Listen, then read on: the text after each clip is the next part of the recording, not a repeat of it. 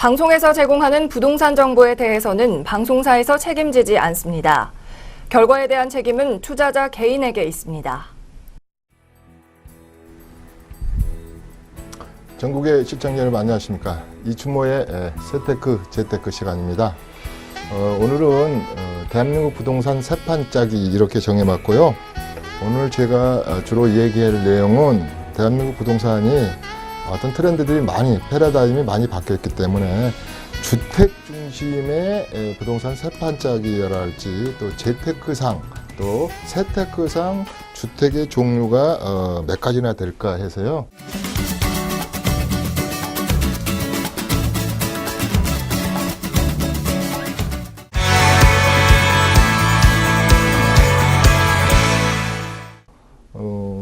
세테크상, 재테크상 우리가 좀 알고 있어야 될 주택의 종류가 근 25가지에서 30가지 정도 됩니다. 그래서 오늘은 요 2강을 중심으로 하고요. 혹시 시간이 좀 남는다면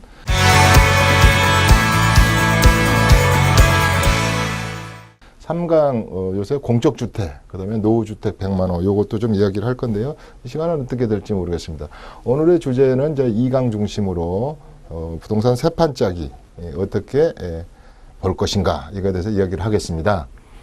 자, 세테크를 하든 국세청에서 바라보는 시각과 우리가 재테크를 하든 이 주택을 좀 자세히 좀 분리해서 알고 있어야 되겠다 이런 뜻입니다. 그래서 제가 칠판에 한 20가지를 우선 한번 적어 보겠습니다. 그래서 제가 항상 달력을 뜯어 놓고 적어 보세요 하는 건데, 자, 하나 둘, 셋, 넷, 다섯, 여섯, 일곱, 여덟. 칠판 화면상 이렇게 8개씩 끊어서 제일 많이 여러분들이 생각하는 것 중에 우리가 이제 그냥 일반 주택 그러면 되겠죠. 뭐 단독에 사신 분, 다사대에 사신 분, 다가구에 사신 분. 근데 저기 일반 주택이라고 하나 이제 구분을 해 놓는 것은 특히 우리 서울시에 보면은 아파트를 한번 기준을 보겠습니다. 한 164만 호 정도 돼요. 약 160만 호가 좀 넘는데 세대죠, 세대. 가구 그래도 되고. 근데 여기서 말하는 것은 이제 20년 이상 된 약간 노후주택이 우리나라의 아파트의 평균 수명은 27년이라 그래요. 근데 20년 된 아파트가 이상이 된 것이 한 60만 호 정도 된다 그래요. 우리 서울 시민들이나 수도권 또 부산, 대구, 지방시청자분들도 이렇게 20년 이상 된 아파트랄지 단독주택이랄지 다세대 주택에 사실 겁니다. 그래서 이건 일반 주택, 우리가 가장 많이 거주하고 있고 그런 주택이죠. 일반 주택 이렇게 한번 구별하겠습니다. 그 다음이 뭐냐면은 이제 상속주택 보겠습니다. 선대가 돌아가셔서 부모님이 물려주신 상속주택. 뭐 그러면 뭐 세법상으로 말한다면 뭐 상속주택은 나중에 팔아야 된다. 그래서 먼저 팔게 되면 세금이 나온다.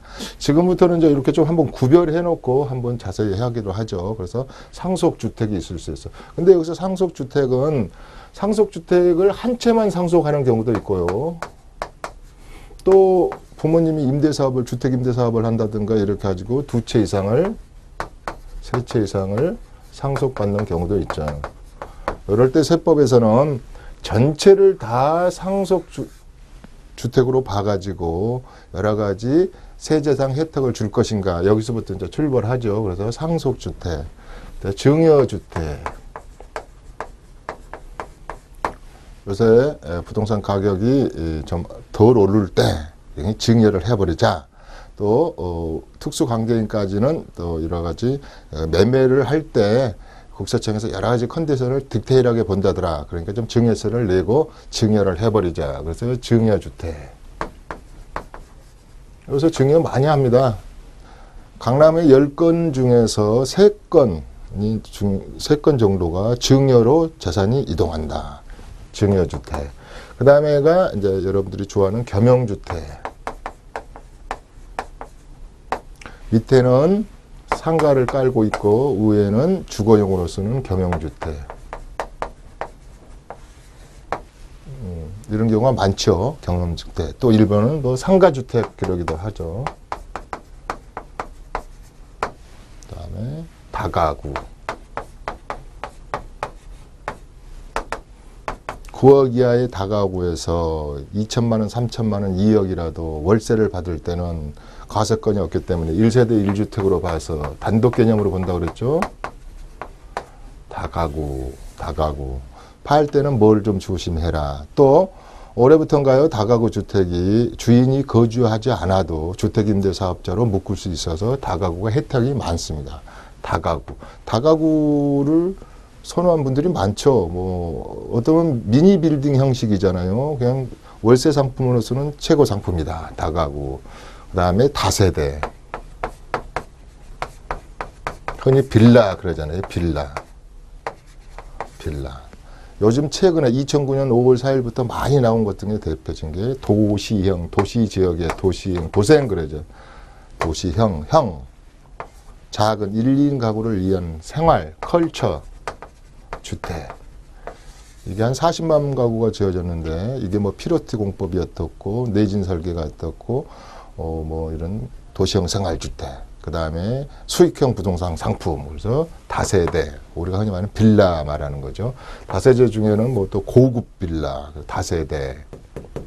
그 다음에 이제 공유로 넘어가가지고, 이렇게 친지분해, 앞으로 우리가 언니하고 나하고 뭐 동생하고 이렇게 해서 돈을 좀 모아가지고 또 가족 간에 공동으로 지분별로 세대원이 지분별로 보유한 주택. 이런 것을 이제 아버님 어머님이 집을 가지고 있다가 돌아가셨을 때 이거 그냥 우리 상속자들끼리 그냥 공동으로 가지고 있자. 그랬을 때 이런 거는 세대원이 보유한 주택은 한 주택으로 친다든지 이런 경우도 있고. 그 다음에 8번은 요와 좀 반대로 타인과 제3자와 공유하는 게 있죠. 제3자 공유주택. 이런 경매할 때 많이 그러죠. 경매 비용이 많으니까 십시일반 5천만 원씩 가져오십시오. 그래서 이렇게 제3자와 해요. 요것이 굉장히 세법에서는 중요하다 그랬습니다. 이런 경우는 아까 전번에 한번 말씀드린 기억이 있는데 요것은 지분을 요만큼 한 평이라도 두 평이라도 가지고 있으면 이것은 1주택에 해당돼서 내 주택이 하나 있다면 2주택에 해당된다. 그래서 이건 다주택자로 판명나기 때문에 2주택 이상으로 판명나기 때문에 판명되기 때문에 이 제3자 공유주택은 굉장히 조심해야 된다. 이런 거 있습니다. 뭐 이런 것은 우리 청약할 때도 그래요. 청약할 때도 내가 이거 좀 이렇게 몇 번 지분을 가지고 있다고 해서 무주택자로 청약을 해야 되는데 이게 있어가지고 유주택 됐다. 그러면 뭐 3개월 내에 그 지분을 팔고 오십시오. 그러면은 무주택으로 인정해서 청약한 결과에 대해서 인정을 하겠다. 안 그러면 부적격 판정을 받아서 페널티를 받겠죠. 1년 이상 뭐 청약을 못 한다든지. 그런데 이런 것은 청약할 때나 이런 거 굉장히 주의해야 될 물건들이죠. 그래서 제3자. 그 다음에 9번에 가가지고, 고가주택. 고급주택. 고가하고 고급은 좀 틀리죠. 고가주택은 우리가 비과세 받기 위해서 9억 이하냐, 또 공시가격이 6억 이하냐, 3억 이하냐 할 때 9억 이상짜리 고가주택. 고급주택은 뭐 집에 수영장이 있느냐, 에스컬레이터가 있느냐, 건축 면적이 뭐 아주 너무너무 커서 호화스러운 주택이냐 할 때 이제 고급 주택이라기도 하고 또 뭐 이제 별장. 요새 좀 문제가 된 게 별장을 볼 때 이제 재산세를 부과하기 위해서 어디 제주도에 하나 집 하나 사는 곳을 별장으로 볼 것이냐 아니면 주거용 주택으로 볼 것이냐. 양평 같은 데도 그 남한강, 북한강에 많은 주택이 있는데 이것을 그냥 주택으로 계속 혜택을 받고 있다. 그러면 이것은 우리 지방세를 과세하는 기관 입장에서 아니다. 이건 별장으로 판단이 된다면 그렇게 과세 기준을 한다면 재산세도 많이 거둘 수 있고 그래서 요 별장 개념과 주거용 개념을 따질 때 좀 이렇게 케어풀 조심할 필요가 있다. 이렇게 보시면 됩니다. 10번에 가가지고 고급 주택까지 했고 그 다음에 이제 내 건 아니지만 임대주택. 요건 17번하고 같이 묶겠습니다. 공적. 요새 11월 29일 날 우리 뭡니까 주거복지 노드맵이 발표되고 나서 공적 주택을 85만 세대에서 100만 원을 갖다가 2020년 22년까지 공급하겠다. 임대주택이죠. 이 임대주택도 한 12가지에서 13가지가 된다 그랬습니다. 장기 임대, 부분 임대, 5년 임대, 영구 임대, 그 다음에 또 요새 민간 임대에서 하는 누스테이, 위스테이, 누스테이, 임대 종류도 여러 종류도, 그 다음에 일정 기간이 지나면, 전환해서 해주는 전환 임대. 그래서 임대에 대해서 공적 주택과 임대주택, 요거 사회적 배려자를 위한, 흔히 말해서, 우리 신혼부부들이랄지, 그 다음에 또 대학 다니는 기숙사가 많이 부족하잖아요. 그래서 청년주택이랄지, 그 다음에 노약자를 위한 거랄지, 또, 하여튼 그런 거에 대한 이런 주택, 이걸 좀 알아볼 필요가 있어요. 그래서, 이런 것이 언제 기회가 된다면, 이런 것은 어떤 조건이 돼야 되고, 어떤 사람이 해당돼야 되고, 어떻게 받고, 어느 지역을 받아야 되는지도 한번, 깊이 한번 연구해 볼 필요가 있습니다. 그 다음에 이제,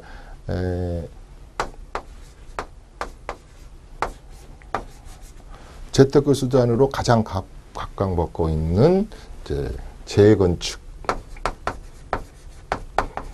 하나 샀다. 재개발.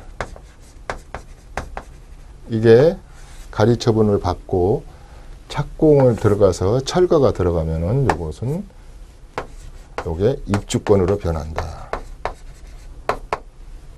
그 다음에 분양권, 로또 분양권. 아직 주택은 아니지만 예비주택이죠. 그래서 우리가 우리 세법을 따질 때 입주권은 주택 수에는 포함이 돼요. 예컨대 투기 지역에서 우리 지금 서울시의 11개의 투기 지역에서 내 주택이 2개 있어요. 지금 내가 사는 거주주택이 하나 있고 뭘 하나 사놨어요. 도시형 생활주택이라는 게 하나 사놨으면 2주택이죠.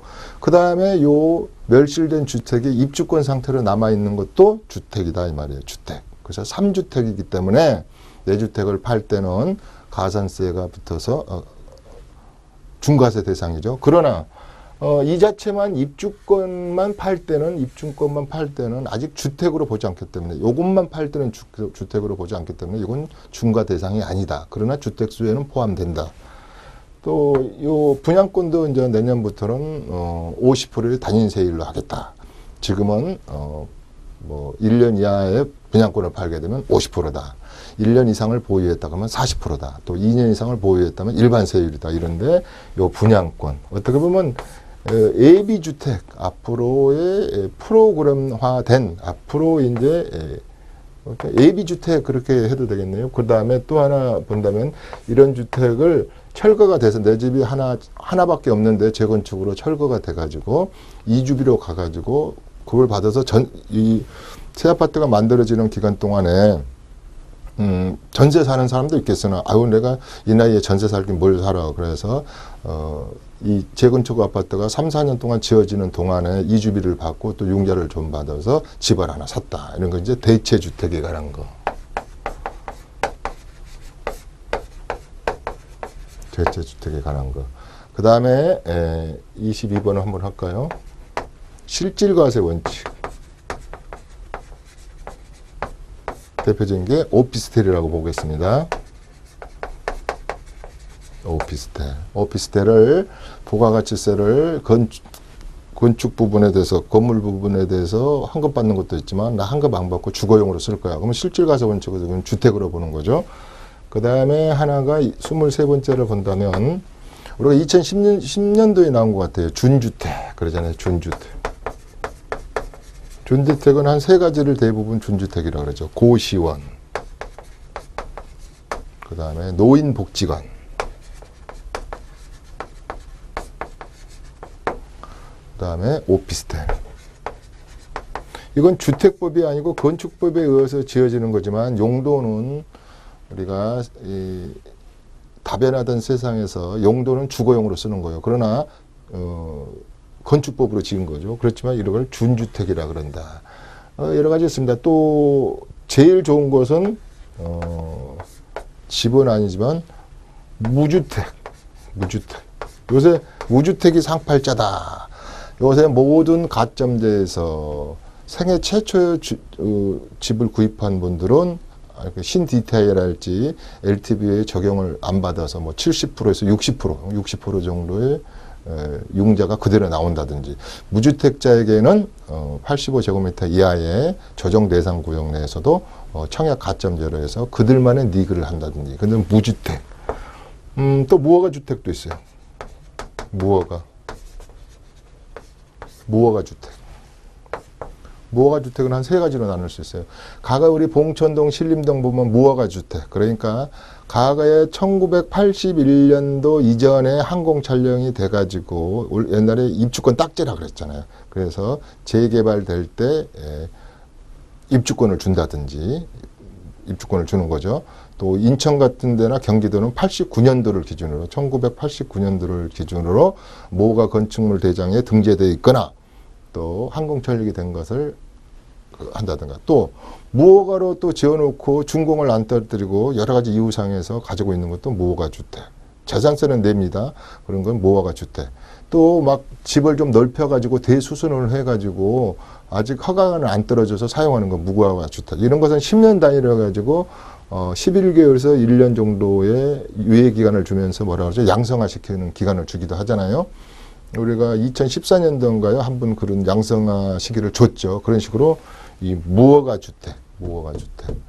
그 다음에 뭐 시골에 있는 거 보면 여러 가지 무허가 주택. 그 다음에 이제 여기 칠판이 벌써 꽉 찼네요. 여기 또 하나 더 쓸까요? 26번에 보면 멀티 헤비테이션 주택. 그게 뭐죠? 농가주택, 기농주택, 농촌주택, 고향주택, 고향에서 10년 이상 살다가 하는 거, 이농주택, 쉬운 말로 멀티. 또 요새는 나는 자연이 좋아. 그래서 시골에 내가 농가주택을 하나 짓고 살 거야. 이랬을 때 주택수에 포함되느냐, 양도세 가정이 어떻게 되느냐. 이런 멀티 헤비테이션 주택이잖아요.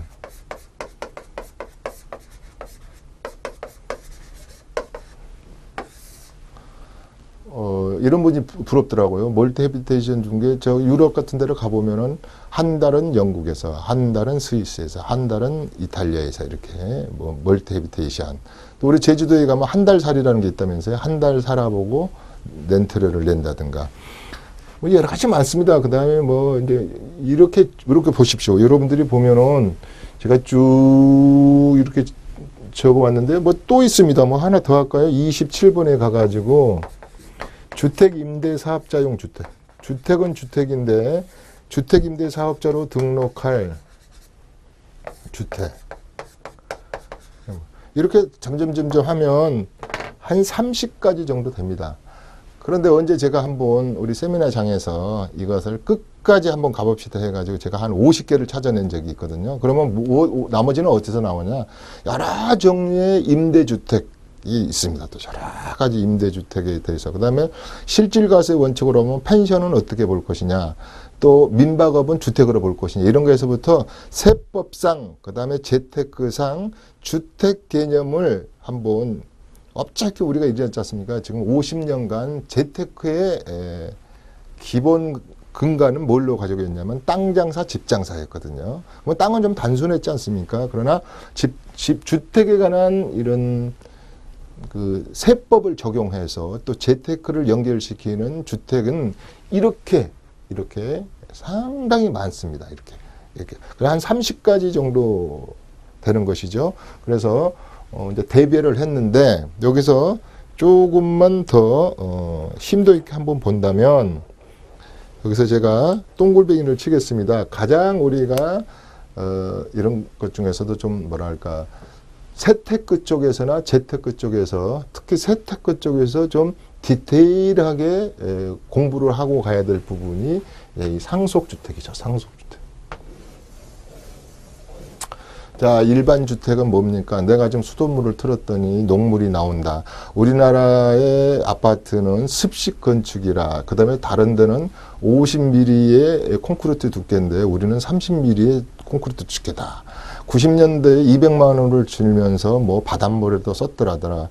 그 다음에 우리 94년부터는 지금 못하게 하지만 94년 전에는 그 주철관을 수도관으로 해서 녹이 너무 슬어서 뭐 교체하기가 힘들더라더라. 뭐 방음, 방풍, 뭐 층간 소음이 약하다더라. 그래서 이 노후주택이 만약에 우리가 리모델링 대상이 안 된다면은 굉장히 좀 애물단지로 될 수도 있다. 뭐 일본 같은 데 세미나를 가봐도 그들도 만션, 맨션, 뭐 또 아파트 그러더라고요. 그 사람들도 이렇게 재고주택은 인기가 좀 덜하다. 특히 이 재고주택이 가장 많은 곳 부분에 있는 게 아까 163, 4만 세대 중에서 60만 세대가 대부분 많이 몰려 있는 곳이 어디냐면 우리가 노원구, 도봉구, 그 다음에 강남구가 3위, 뭐 양천구, 강서구 이런 데가 노후주택이 20년 넘은 아파트들이 많다. 그래서 재건축이나 리모델링을 기다리고 있다. 그 다음에 수도권에 일기 신도시를 중심으로 한 32만 세대 등들이 지금 있다. 그 다음에 매년 이렇게 노후주택은 3만 가구 이상 이렇게 증가해서 2021년도나 이렇게 가면 이런 주택이 100만 원을 넘는다. 이렇게. 그랬을 때 쓰는 일반 주택. 또 아파트만 있는 게 아니라 아까 말한 다세대에 대해서도 일반 주택. 또 단독주택도 이렇게. 단독주택은 또 여기를 안 적었지만 일반 주택에 포함됐지만 인필, 어번 인필 하우징용, 신축용 단독주택은 굉장히 지금 비싸다. 그래서 한 30가지 정도. 그 다음에 이제 상속주택. 상속주택은 좀 얘기를 하고 넘어가고 싶은 것이 국세청에서 어떤 조언을 해요.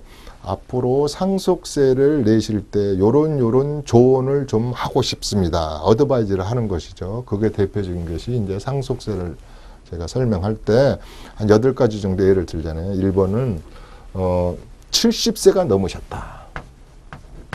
그 다음에 전 자산에 부동산 자산으로서 부동산이 많이 가지고 있다. 70% 이상을 자산의 70% 이상을 부동산으로 가지고 있다. 그 다음에 세대 구성이 우리가 상속순위가 여러 가지 4순위에 보면은 뭐가 있냐면은 반계 사촌, 혈족에 대한 사촌까지가 상속순위의 사이에 포함되어 있는데 세대 구성이 좀 복잡하면 미리미리 정리정돈을 좀 하는 게 어떻겠습니까? 이런 거에 대한지 또 부부공제가 기본공제에서 5억, 부부공제 중에 5억에서부터 30억까지가 되니 배우자 한쪽이 살아있다면 배우자 공제를 잘 좀 이용해서 하십시오. 이런 걸 알지. 그 다음에 신고세액공제. 올해는 7%, 과거에는 우리 옛날에는 양도소득세도 해줬죠. 그러면 좀 미리미리 신고해서 세액을 공제한다면 세액을 공제하겠습니다. 이런 것들이 7%, 뭐 내년에 5%, 앞으로 없어진다 그러죠. 이런 거.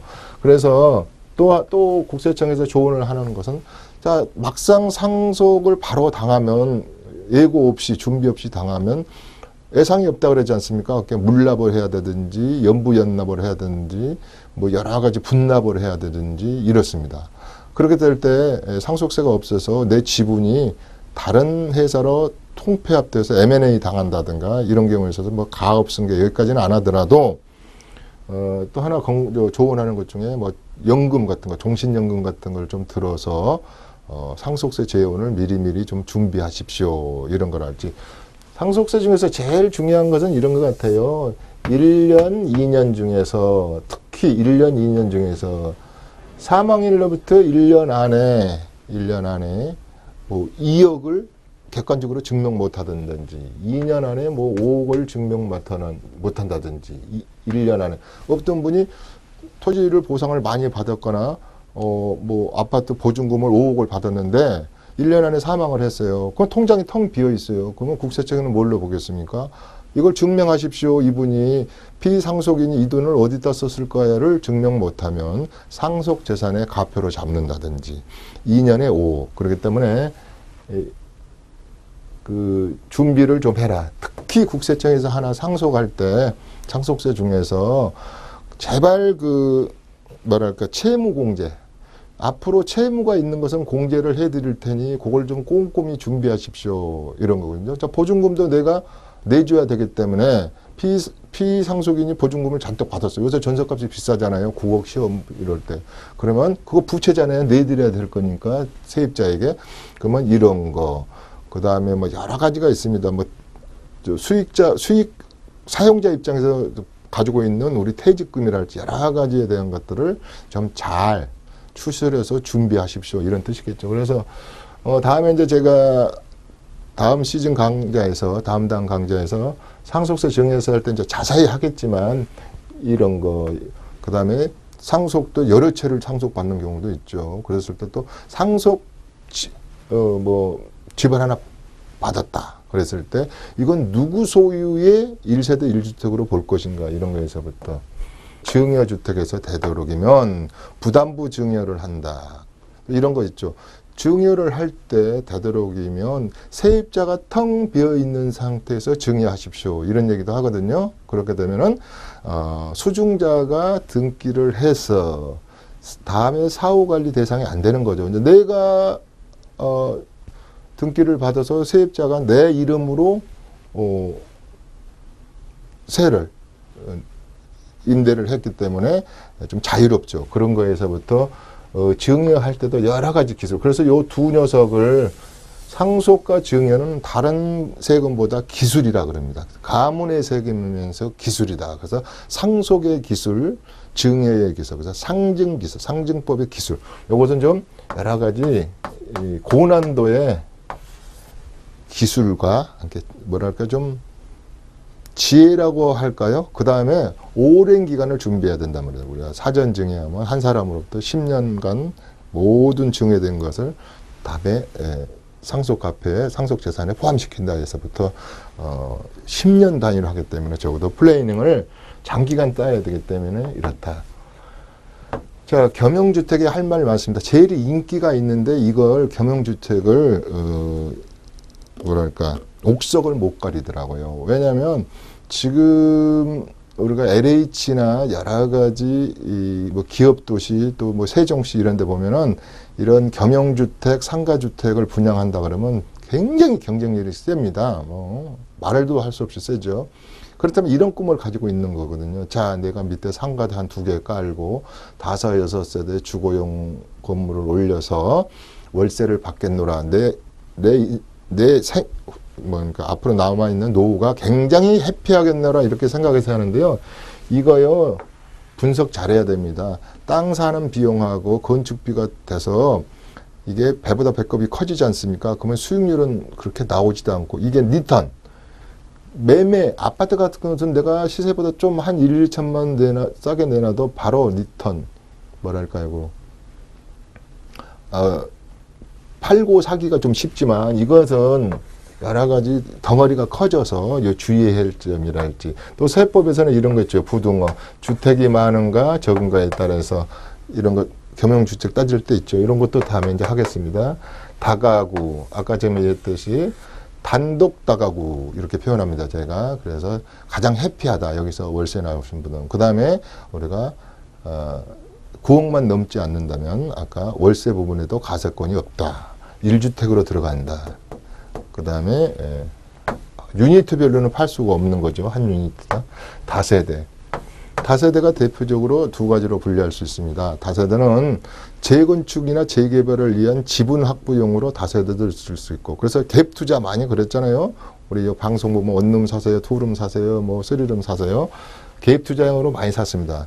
이게 아다시피 분양가가 2억 5천이다 그러면 돈 2천만 원 가지고 사는 겁니다. 어떨 때는 전세금이 더 높을 수도 있어요. 그게 근데 다 이제 부채긴 부채죠. 그랬을 때 하는 것하고, 우리가 중저가로 아파트에 돈 자랑하기가 힘들고 이럴 때는 또 다세대도 많이 요새 이제 전세 월세를 많이 이제 들어가시는데, 거기에 대표적인 게 도시형 생활주택이 최근에 약 5, 6년 동안에 집중적으로 많이 지어졌다. 그 다음에 이런 거 이제 아까는 요거 했습니다. 세대원하고 제3자 공유해 가는 것은 케어풀 하십시오. 좀 조심하셔서 잘못하면 1세대, 2주택, 3주택이 걸려서 기존 주택을 팔 때 안 내도 비과세되는 주택에 독박을 쓸 수가 있습니다. 이거 모르신 분들이 많더라 이 말이에요.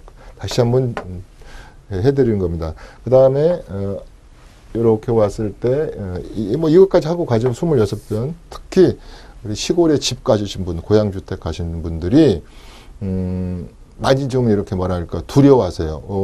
나 서울에 집이 하나 있는데 이게 농가주택이 자산세도 내고 그러는데 1세대 2주택 걸리지 않을까 이런 건데 이게 특례조항이 가장 많지요. 이게 고향주택, 기농주택 이런 거에 대해서는 주택수로 보지 않는 그런 특례조항과 예외조항이 많습니다. 뭐 660제곱미터 이하에 된다든지 한옥은 4억 이하에 된지 공시가격이 또 우리 일반 농가주택은 뭐 2억 이하야 된다든지 또 고향주택은 10년 이상 살았어야 된다든지 뭐 여러 가지 컨디션들이 있습니다.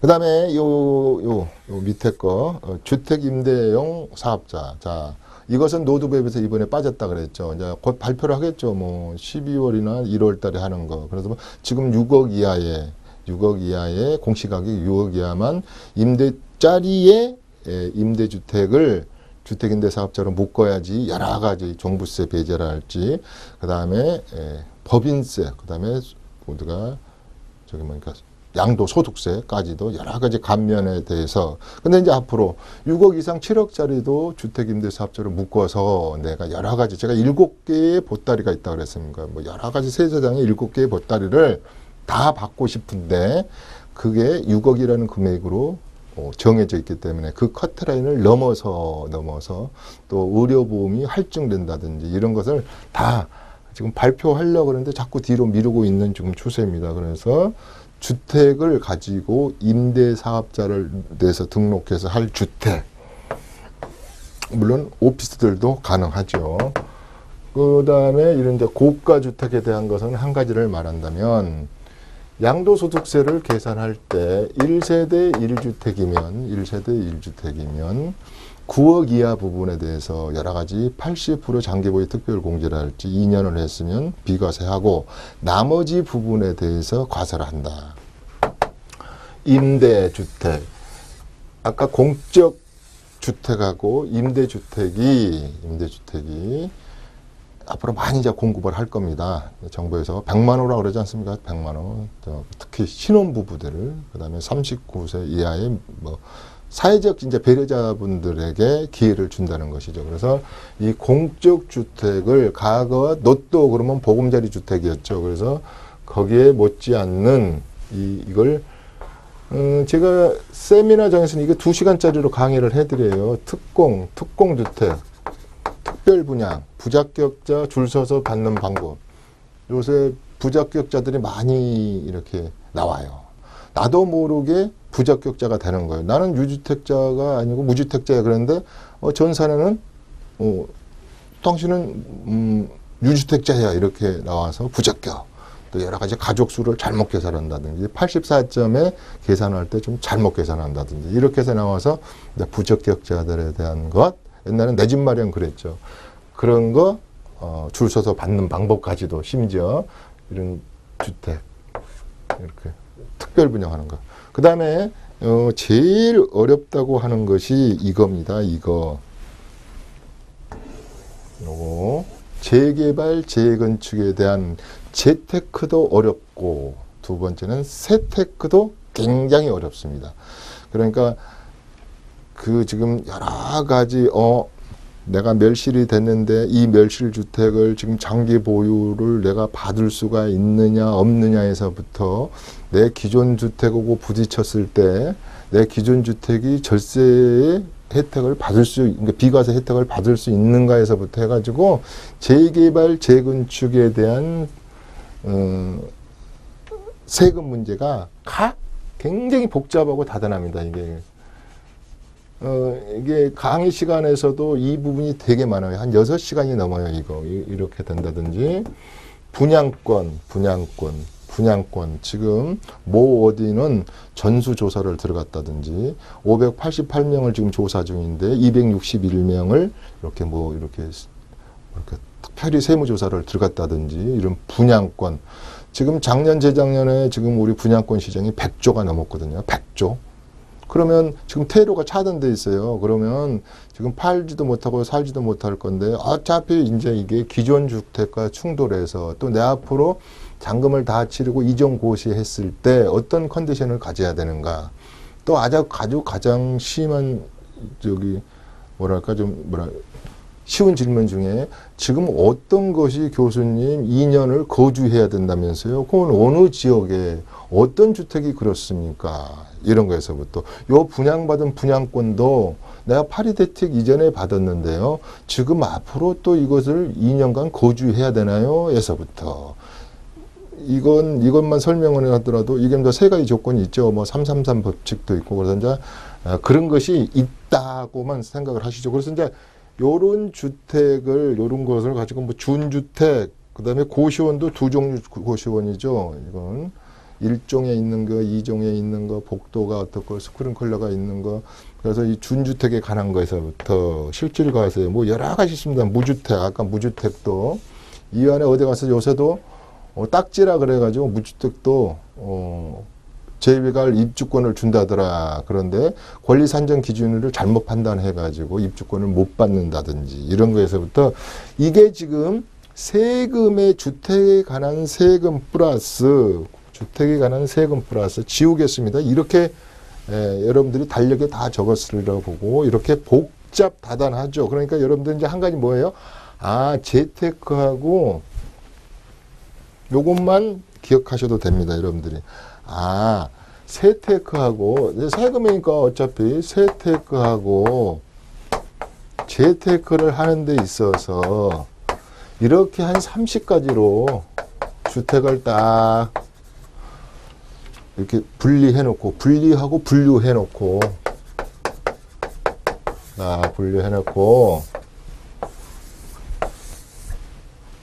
동시적으로 이렇게 맞춤식으로 내가 뭘 하나 샀는데, 아까 재개발 하나 샀는데, 그러면 재개발에 대한 텍스, 그 다음에 재개발에 대해서 주의해야 할 재테크까지 쭉 맞춰가면서 이제 공부를 하나하나 해가면 처음에는 복잡한 것 같지만 어느 정도 실타래 풀리듯이 이게 이제 풀려나갑니다.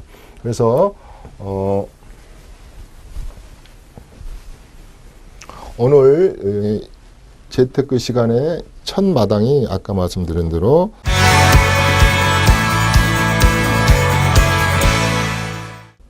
대한민국 부동산 사판짝이었어요. 첫 1강 자체가 뭐냐면은 전체 아까 말하는 지금 주택시장만 봤잖아요. 지금 아직 토지시장 하지도 않았잖아요. 토지시장.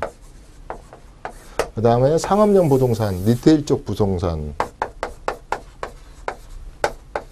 빌딩, 꼬마 빌딩, 대형 빌딩, 중형 빌딩, 그 다음에 오피스텔도, 상가도, 요런 시장.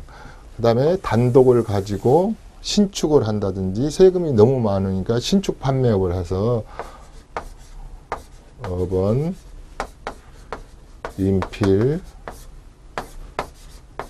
하우징 사업으로 했을 때 절세된다든지. 예컨대 이런 겁니다.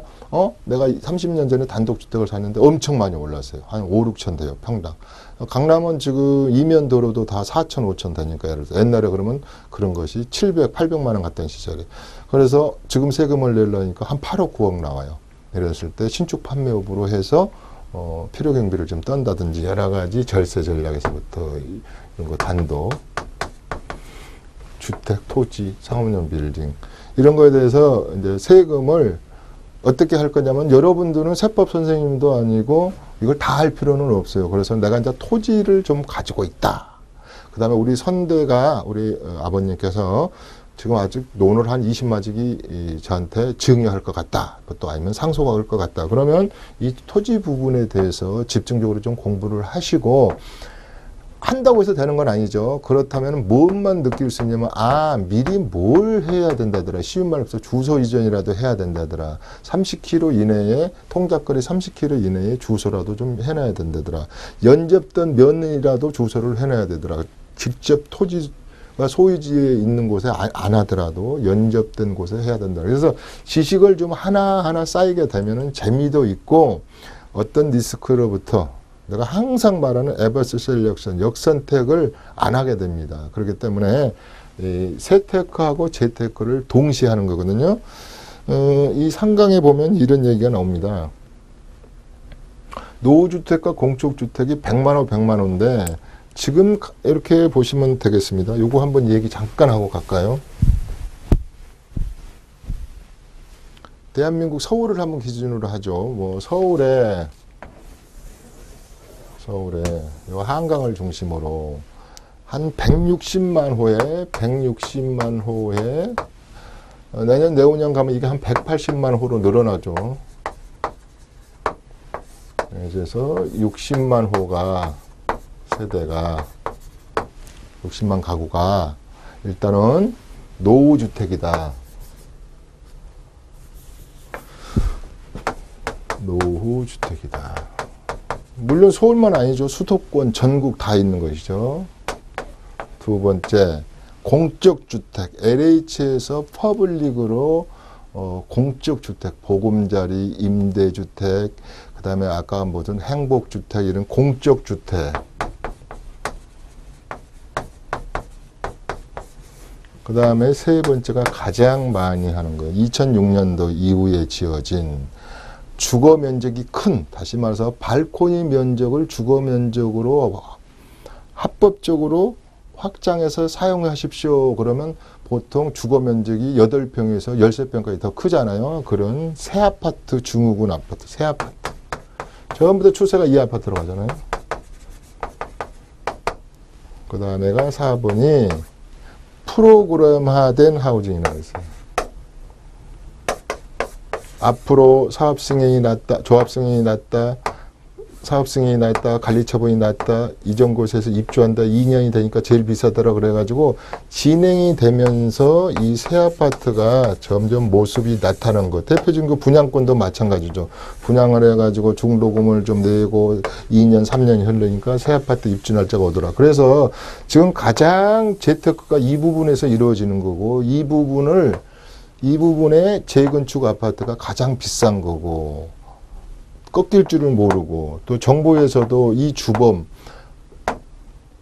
부동산 가격을, 아파트 가격을 밀어 올린 주범이 이 재테크에 있다, 이렇게 보는 거고, 그렇지만 사람들이 이걸 좋아하는 것은 식을 줄도 모르는 거고, 공적주택 아파트, 노후주택 아파트, 이 세 개의 아까 주택이 여러 종류가 있었지만 아파트는 이렇게 딱 크게 보시고 여기에 재테크 전략을 하나하나 짜가는 게 좋겠습니다.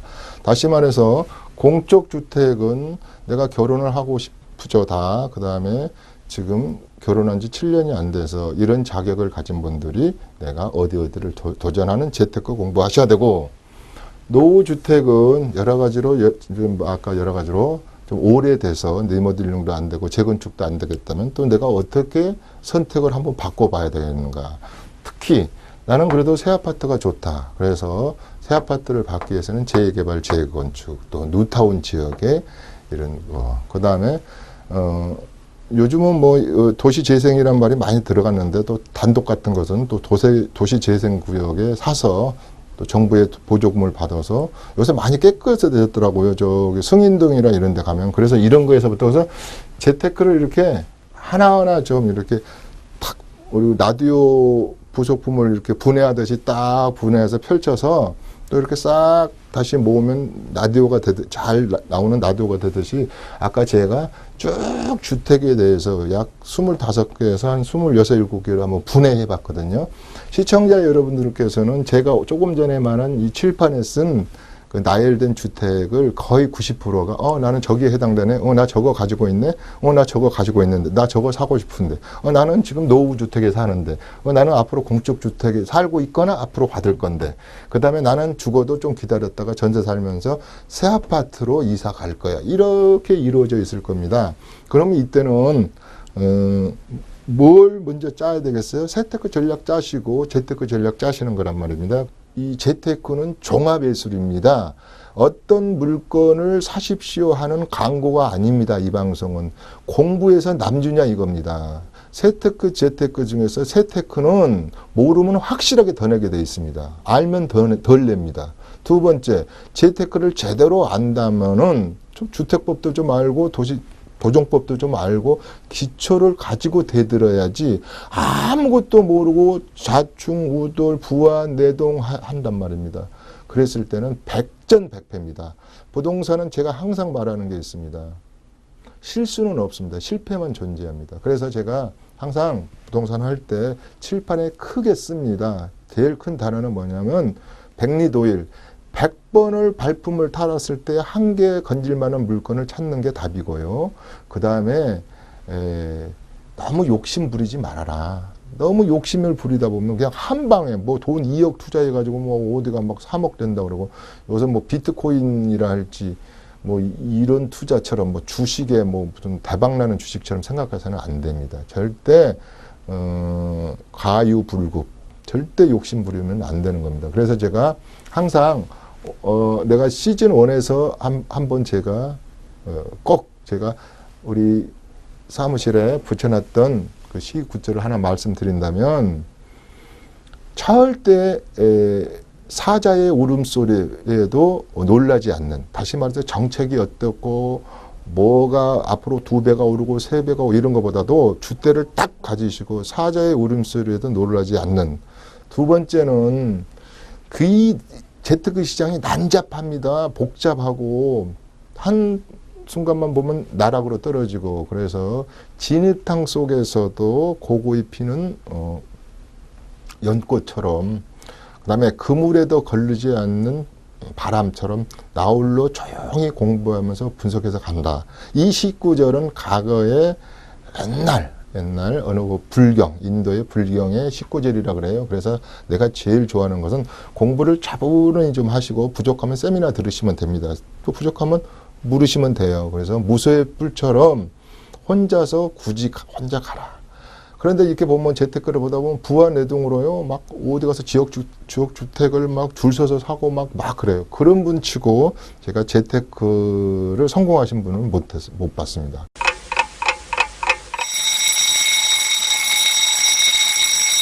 오늘은 좀 잔소리가 됐는데요. 여러분들이 이제 연말입니다. 내년부터 내가 이제 재테크를 좀 제대로 하겠다.